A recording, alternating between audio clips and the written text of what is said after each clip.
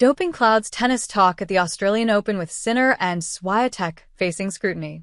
It is a topic that shadowed tennis in 2024 and is still a talking point as the 2025 Grand Slam season opens at the Australian Open on Sunday, Saturday EST, doping, and the cases involving Jannik Sinner, which is still not resolved, and ITIA Swiatek. Both spent much of last year at number 1. And Sinner still will hold that spot in the ADP rankings when he steps on court at Melbourne Park to begin the defense of his championship, one of 2 major trophies he won last year. Swiatek, a 5-time Slam champ and the woman leading the WTA rankings most of the past 3 seasons, is number 2 behind Aryna Sabalenka, who will be chasing her 3rd consecutive title in Australia. Obviously, there are going to be some negative comments, Swiatek said. You're not going to avoid that.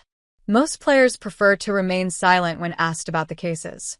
But there are those who have been happy to weigh in, including 24-time major champion Novak Djokovic, raising questions about whether Sinner and Swiatek were treated the same as other players facing similar circumstances, and why their situations were kept under wraps for months. I sit and wonder, why such a big difference in treatment and judgment? Was 2-time major champion Simona Halep's reaction to Swiatek's punishment? I can't find, and I don't think there can be, a logical answer. Halep initially was banned for 4 years after testing positive for the banned drug roxadustat at the 2022 US Open, then had that penalty reduced to 9 months on appeal, although she already had been off the tour longer than that. She was supposed to compete at Melbourne Park for the first time in 3 years, but withdrew from qualifying because of knee and shoulder pain. No one has been louder about the subject lately than Nick Kyrgios, the 2022 Wimbledon runner-up who missed nearly all of the past 2 seasons because of injuries. He has been commenting regularly, in real life and online, even taking a jab that he said was in jest, at Cruz Hewitt after the 16-year-old son of Australian Davis Cup captain Leighton posted a photo with Sinner from a practice session. It's been handled horrifically in our sport. 2 world number 1s, both getting done for doping, is disgusting for our sport, Kyrgios said at the Brisbane International, the first event of his comeback. It's a horrible look. Where do things stand with Sinner's positive drug tests? Sinner was the dominant player in men's tennis last year, and there's little reason to think that won't continue. In 2024, he went 73-6 with 8 titles, including at the US Open, and led Italy to the Davis Cup. He heads into the Australian Open on a 14-match winning streak. Hanging over it all is this. 2 positive tests for a trace amount of an anabolic steroid in March were made public in August. The International Tennis Integrity Agency, ITIA, determined he shouldn't be suspended because the exposure to clostebol was considered accidental, the result of a massage from a trainer who used the substance after cutting his own finger. The World Anti-Doping Agency was not entirely convinced about the exoneration and thinks a ban of 1 to 2 years would be appropriate. Its appeal, lodged in September, is still pending, and a final determination is expected after the Australian Open ends. It's in my head a little bit, Sinner said, adding that he is confident everything will go his way.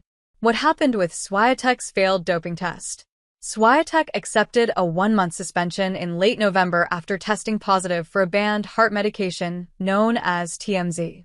She failed an out-of-competition test in August, and the ITIA accepted her explanation that it was caused by the contamination of a non-prescription medication, melatonin, that Swiatek was taking for jet lag and sleeping issues.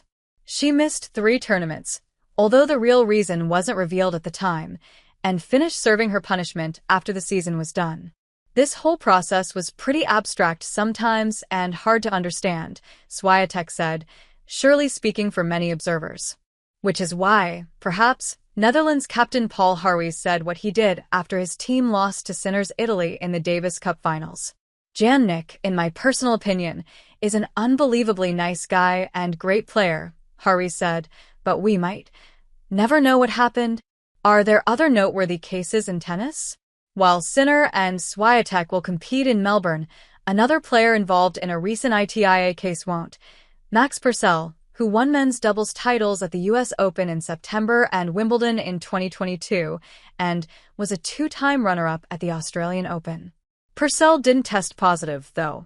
Instead, he accepted a provisional suspension for, as he described it, having unknowingly received in 4 infusion of vitamins above the allowable limit.